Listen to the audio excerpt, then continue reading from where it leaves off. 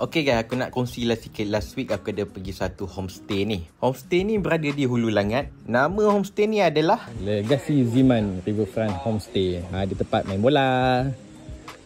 Ni tempat parking. Tempat parking dia luas. So first kali saya nak tunjuk dekat korang bilik pertama dia. Bilik pertama dia aku agak impress lah. Besar gila. Ada sofa. Lepas tu dah siap dengan dapur, kitchen cabinet, peti sejuk semua dia bagi. Dekat ruang tamu ni juga ada aircon. Dan bilik pertama dia ada katil king bed. Dalam bilik ni juga ada aircon, ada tempat solat dan juga toilet. Macam korang boleh tengok toilet dia memang cantik gila.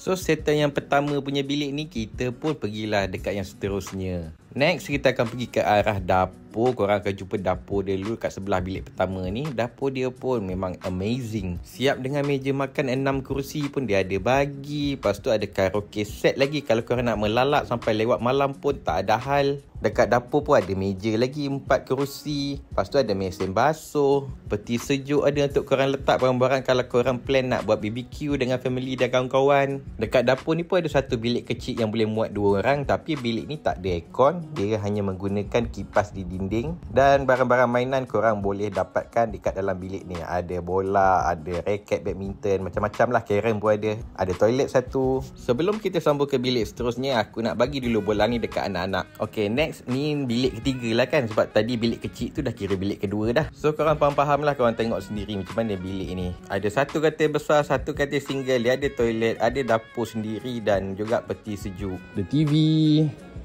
cermin. Lepas tu PS kita bawa sendiri.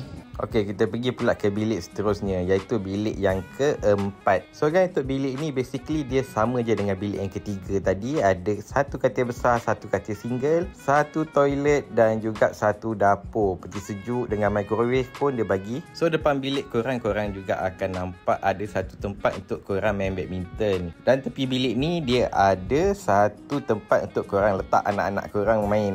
Dia ada macam pelampung macam tu lah untuk budak-budak main. Dekat depan bilik korang pun ada sungai dan korang boleh pergi ke sungai dengan menggunakan pintu pagar yang disediakan. Sebenarnya ada satu lagi bilik yang aku tak sempat nak tunjuk kat korang sebab aku dah kabut nak pergi main bola. Bagi aku guys, tempat ni memang sesuai untuk korang meluangkan masa bersama dengan family dan juga kawan-kawan. So guys, tunggu apa lagi? Bolehlah check it out, Legacy Ziman Riverfront Homestay di Hulu Langat.